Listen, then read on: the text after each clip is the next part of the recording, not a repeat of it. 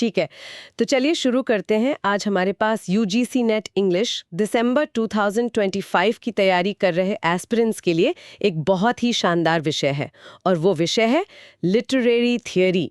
ये ज्यादातर लोगों के लिए मतलब एक बुरे सपने जैसा है ना? हाँ बिल्कुल। और इसे हम कहते हैं द पीटर बैरी ट्रैप। ये एक Yeah. बहुत बहुत आम प्रॉब्लम है।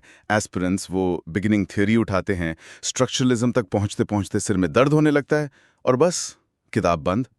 लेकिन देखिए, सीक्रेट ये है कि एनटीए आपको फिलोसोफर नहीं बनाना चाहता। वो चाहते हैं कि आप एक पैटर्न रिकग्निशन मशीन बने।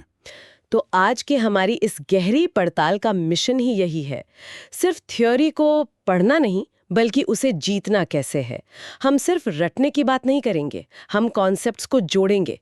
और हमारी ये पूरी चर्चा अंकित शर्मा की किताब literary criticism and theory unlocked और उनकी guide how to master literary theory पर आधारित होगी। एग्जैक्टली और इन रणनीतियों को प्रैक्टिस में लाने के लिए हम दिसंबर 2025 के एग्जाम ट्रेंड के हिसाब से 15 जरूरी एमसीक्यूज को भी समझेंगे। सिर्फ सही जवाब नहीं ढूंढेंगे, हम देखेंगे कि सवाल क्यों पूछा गया और उसे हल करने का सही तरीका क्या है। बढ़िया। तो पहली स्ट्रैटेजी जो गाइड में दी है वो है थ्योरी ऑडिट। ये क्या है? क्या ये बस एक और लिस्ट बनाने जैसा है? ये सवाल बहुत अच्छा है। हाँ, ये दिखती एक लिस्ट जैसी है, पर ये आपके दिमाग का एक एमआरआई करने जैसा है। इसका जो जादू है वो इस बात में है कि इसे बिना नोट्स देखे लिखना है।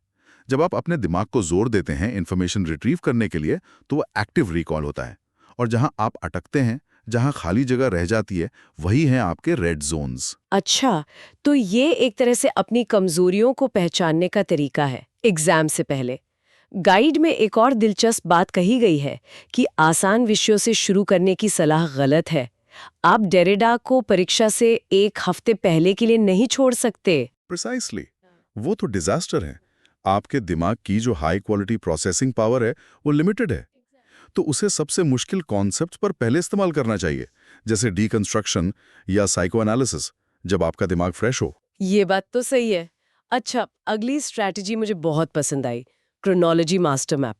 इसमें थ्योरीज को अलग-अलग चैप्टर की तरह नहीं, बल्कि एक लंबी ड्रामेटिक कॉन्वर्सेशन की तरह देखने की बात है, जैसे कोई सोप ऑपरा। हाँ बिल्कुल, एक सोप ओपरा की तरह ये एक रिएक्शन चेन है। सोचिए, पहले प्री 1940s टीएस एलियट आते हैं और कहते हैं द टेक्स्ट इज गॉड। फिर 1950-60s में सॉस्यूर और स्ट्रक्चरलिस्ट आते हैं और कहते हैं नहीं नहीं, द सिस्टम इज गॉड। फिर 1970s-80s में आते हैं डेरिडा, फुको जैसे रेबल्स, जो कहते हैं एवरीथिंग इज ब्रोकन, कोई गॉड नहीं है, कोई सेंटर नहीं है। और फिर 90s के बाद स्पिवाक, बटलर जैसे थिंकर्स आते हैं और कहते हैं एक मिनट, असल लोगों की बात कौन करेगा, आइडेंटिटी इज गॉड। जब आप ये कहानी समझ जाते हैं तो मैच द फॉलोइंग वाले सवाल मुफ्त के अंक बन जाते हैं। और यही कहानी हमें the Holi Trinity of high schools तक ले जाती है। ये तो किसी फिल्म के टाइटल जैसा लगता है। क्या ये 3 टॉपिक सच में इतने जरूरी हैं? एब्सोल्युटली, पिछले कुछ सालों के पेपर्स का एनालिसिस यही दिखाता है। जो literary criticism and theory unlocked जैसी किताबों का एक की फीचर है। एनटीए अब किसने क्या लिखा से हटकर कौन सा कॉन्सेप्ट क्या समझाता है पर फोकस कर रहा है।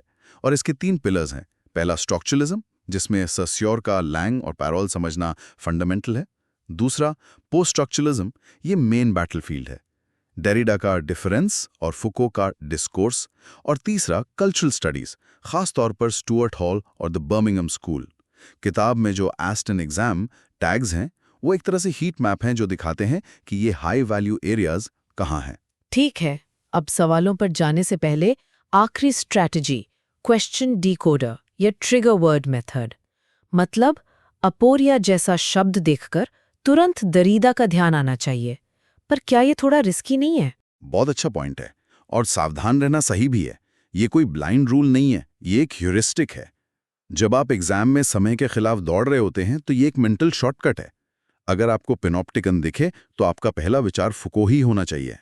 90% चांस है कि आप सही डायरेक्शन में हैं। ये आपको दूसरे ऑप्शंस जल्दी एलिमिनेट करने में मदद करता है। ठीक है, मैं समझ गई। ये रणनीतियां स्मार्ट वर्क के बारे में हैं, सिर्फ हार्ड वर्क के बारे में नहीं। तो चलिए अब इन्हें कुछ असली सवालों पर अप्लाई करके देखते हैं। पहला सवाल लेते हैं, Q49। ये एक असर्शन रीजन सवाल है। Assertion A, post structuralism and deconstruction are virtually synonymous terms. Reason R. Deconstruction emerged as a critical reaction against the certainties of structuralism. ये क्लासिक एनटीए का क्वेश्चन है। यहाँ असर्शन और रीजन दोनों सही हैं और आर ए का सही एक्सप्लेनेशन है।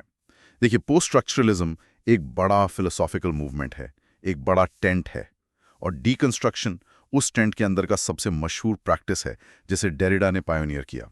रीजन बताता है क्यों।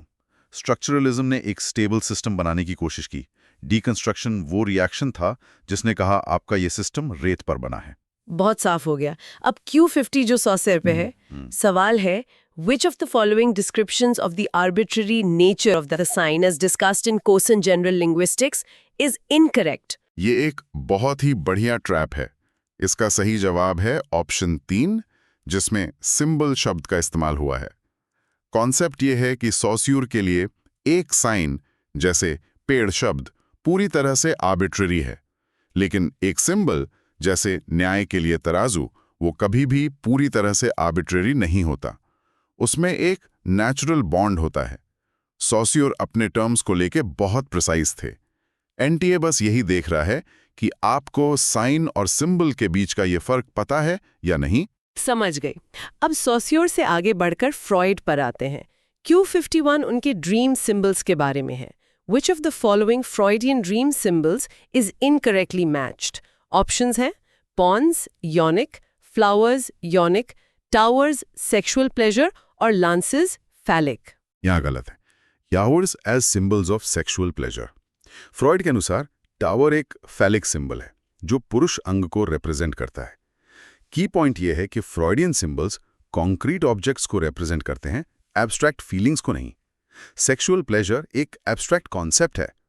हमारा अनकॉन्शियस माइंड फ्रॉइड के हिसाब से तस्वीरों और चीजों में सोचता है, एब्स्ट्रैक्ट आइडियाज में नहीं। मतलब दिमाग नाउन्स में बात करता है, एडजेक्टिव्स में नहीं। दिलचस्प है। साइको एनालिसिस पर ही रहते हैं। Q52 फ्रॉइड से आगे मेलेनी क्लाइन पर है। Who among the following stated that the interaction between introjection and projection helps to constitute the ego and the superego? ये मेलेनी क्लाइन का सिग्नेचर कॉन्सेप्ट है। फ्रॉइड का मानना था कि ईगो और सुपर ईगो बाद में डेवलप होते हैं, ओडिपल स्टेज में। क्लाइन का रैडिकल कंट्रीब्यूशन ये था कि उन्होंने कहा कि ये प्रोसेस बचपन में ही शुरू हो जाता है।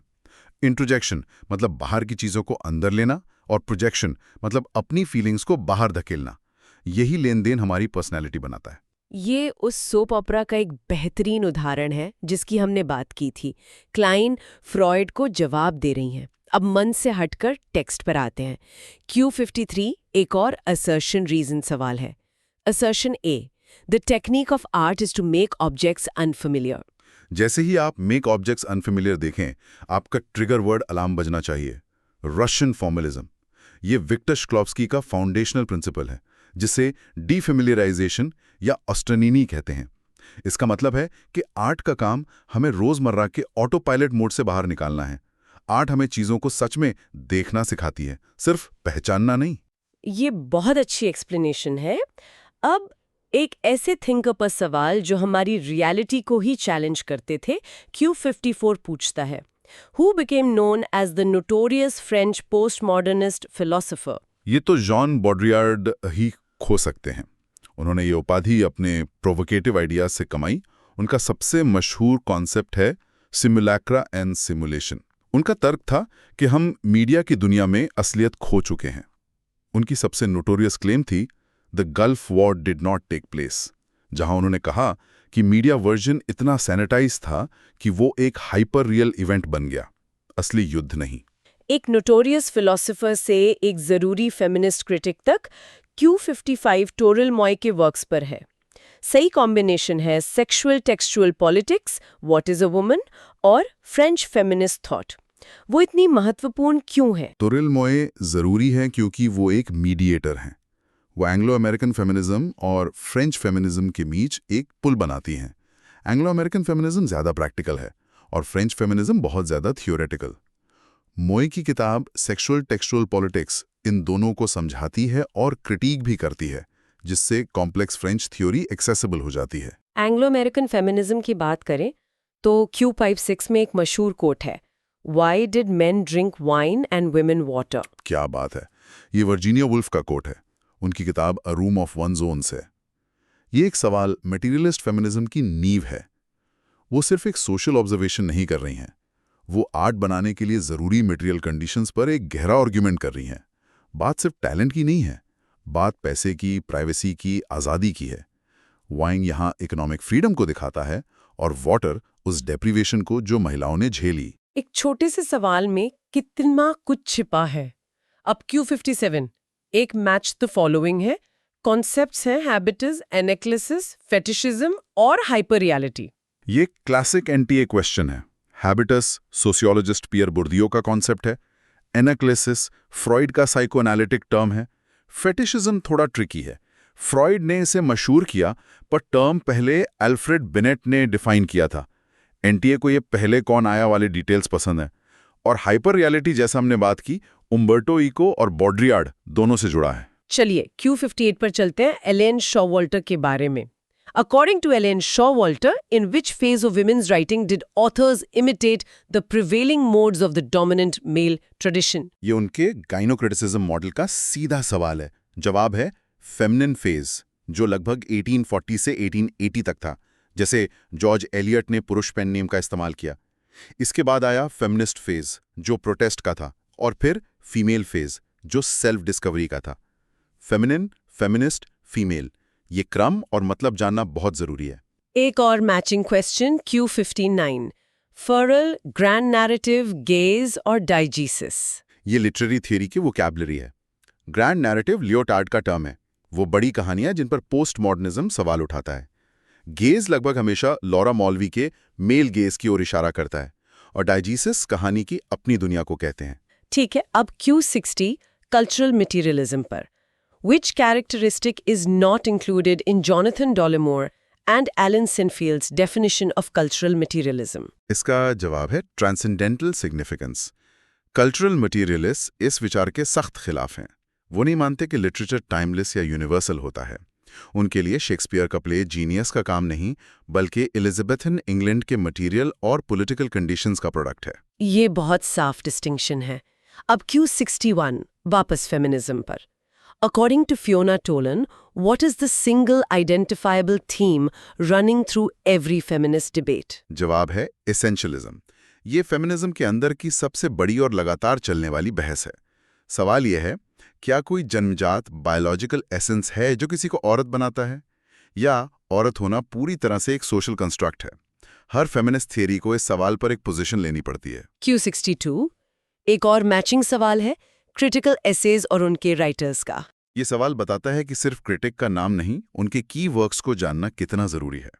स्पिवैक का ऐसे 3 women's text and a critique of imperialism एक लैंडमार्क टेक्स्ट है। पोस्ट कॉलोनियल फेमिनिस्ट क्रिटिसिज्म की नींव है ये। और ये हमें हमारे आखिरी सवाल Q63 पर ले आता है, जो पोस्ट कॉलोनियलिज्म पर है। Which post-colonial critic defined colonialism as the conquest and control of other people's land and goods? ये आनिया लुम्बा है अपनी किताब कॉलोनियलिज्म पोस्ट कॉलोनियलिज्म से। ये डेफिनेशन अक्सर पूछी जाती है क्योंकि ये बहुत प्रिसाइज और मटीरियलिस्ट है। ये कॉलोनियलिज्म को एक एब्स्ट्रैक्ट आइडिया नहीं, बल्कि फिजिकल कॉन्क्वेस्ट और इकोनॉमिक एक्सप्लॉयटेशन का एक कॉन्क्रीट प्रोसेस बताती है। वाह, हमने काफी कुछ कवर कर लिया। इन 15 सवालों के बाद आखिरी 30 दिनों की स्ट्रैटेजी पर वापस आते हैं। The active recalls print. हाँ, ये वो जगह है जहां नॉलेज मार्क्स में बदलती है। आखिरी महीने में हाइलाइटिंग जैसी पैसिव एक्टिविटीज बंद करनी होंगी। रिसर्च बताती है कि ये सबसे कम असरदार तरीकों में से एक है। इसकी जगह एक्टिव रिकॉल करें, किताब बंद करके कॉन्सेप्ट मैप बनाएं, किसी खाली कमरे को डेरिडा की थ्योरी जोर से समझाएं, हर गलत एमसीक्यू के लिए सही कॉन्सेप्ट को एक मिस्टेक शीट पर लिखें।